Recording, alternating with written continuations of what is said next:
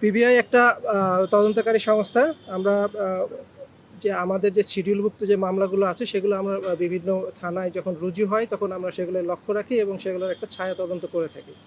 তো এক্ষেত্রে খিলক্ষেত থানায় একটা গত 21শে জুন তারিখে একটা মামলা হয়েছে, 19 নম্বর মামলা, সাইবার সুরক্ষা অধ্যাদেশের 22-2 ধারায়। তো আমরা এই মামলাটার যে ভিকটিম তাদের সঙ্গে কথা বলছি এবং এটার ছায়া তদন্ত শুরু করি। আমাদের কিছু অগ্রগতি হলে এই মামলাটা আমরা গত 6 জুলাই আমরা অধিগ্রহণ করি, আমরা সউদ্যোগে অধিগ্রহণ করি।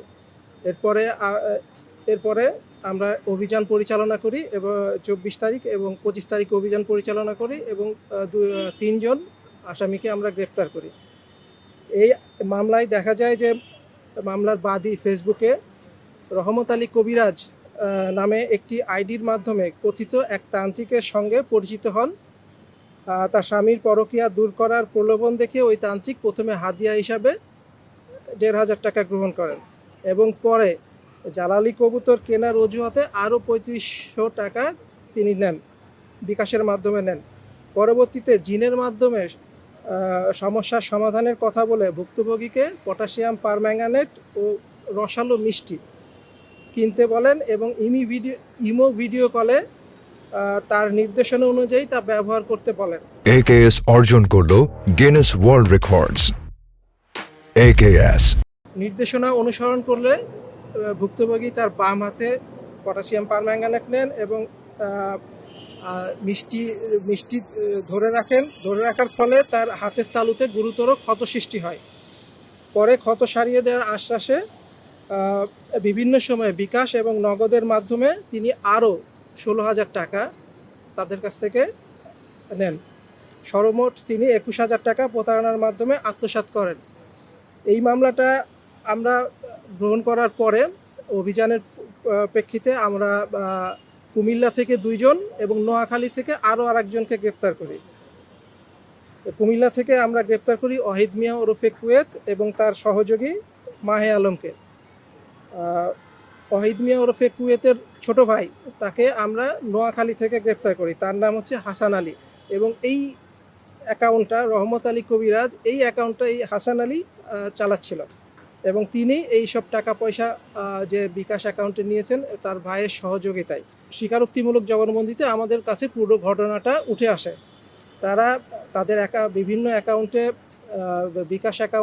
বিকাশ এবং নগদ অ্যাকাউন্টে টাকা গ্রহণ করে লেয়ারিংয়ের মাধ্যমে একটা অ্যাকাউন্ট থেকে আর একটা অ্যাকাউন্টে নিয়ে যায়। এভাবে শেষে তারা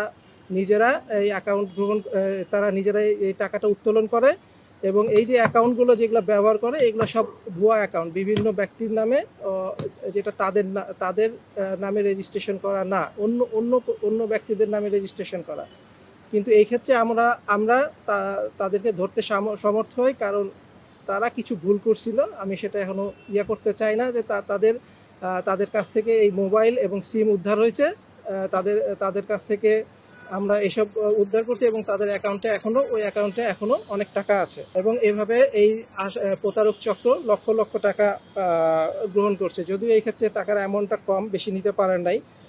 তো এইভাবে ডিজিটাল প্ল্যাটফর্ম ব্যবহার করে তান্ত্রিক কবিরাজ, হোসেন কবিরাজ, আসমা কবিরাজ এবং আমরা যেটা গ্রেপ্তার করছি এটা হচ্ছে রহমত আলী কবিরাজ, এইভাবে বিভিন্ন ব্যক্তিকে প্রতারিত করে এই অর্থসমূহ তারা সংগ্রহ করে।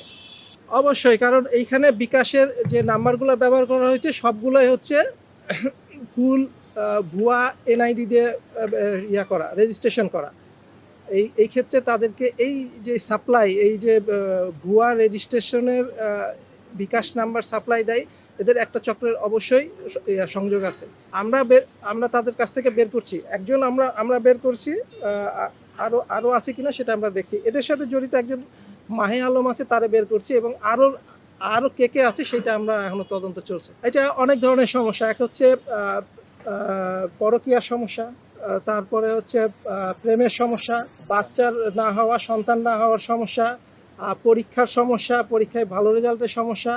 এইরকম আমাদের যেসব সমস্যা আমরা সাধারণত ফেস করি সে ধরনের সমস্যাকে তারা উল্লেখ করে আর কি। আচ্ছা, ওনারা যে 164-এ আমাদেরকে যেটা জানিয়েছেন যে তারা ইউটিউবে দেখেছেন যে পটাশিয়াম পারম্যাঙ্গানেটের সাথে চিনি বা মিষ্টি বা রসালো এই চিনি জাতীয় কিছু দিলে এখানে আগুনের উৎপত্তি হয়।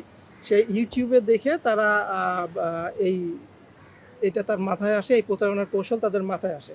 এবং এরা আমরা যেটা পাইছি, ওনারা হচ্ছে বেদে সম্প্রদায়ের লোক, তারা বেদে সম্প্রদায়ের লোক, এবং তারা আমাদেরকে আরও কিছু তথ্য দিচ্ছে যে তারা এই ধরনের প্রতারণা শুধু বাংলাদেশে না, ভারতেও করে। ভারতের পেমেন্টটা হয় হচ্ছে গুগল পেতে, এবং তারপরে এইটা হুন্ডির মাধ্যমে তারা দেশে নিয়ে আসে।